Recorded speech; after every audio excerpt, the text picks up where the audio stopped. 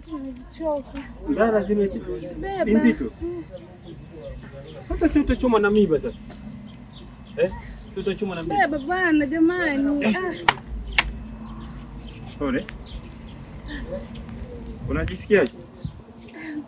Toka udongo bana wa hapo kwa Karen. Kwa jirani. Kwa nini iwe kwa Karen? Subiri. Hai, kwanza. Pole.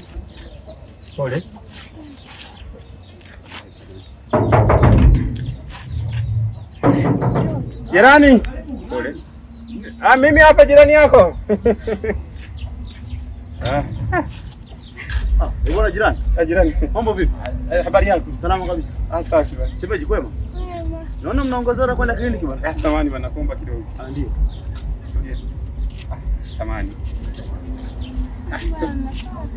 Subiri basi tuongee naye, jikaze. Samahani jirani yangu. Bila sababu. Huyu mke wangu kama unavyojua, wanawake wanapokuwa na ujauzito, Ndio. anataka kidogo ka udongo ka nyumbani hapa. Ulisema udongo? Hapo ambao amekanyaga Karen mtoto wake. Shemeji, inawezekanaje? Au mtoto wako anataka kuwa fundi ujenzi? Saidie tu. Pole. Huyo mtoto anataka udongo nyumbani kwangu?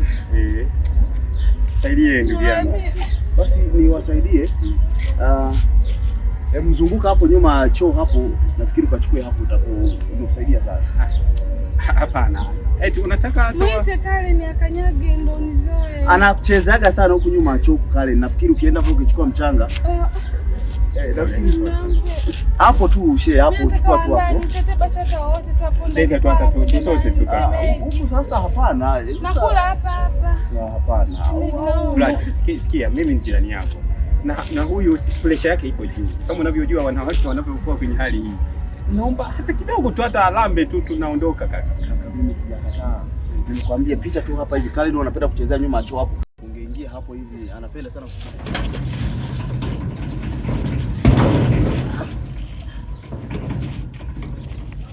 Pole.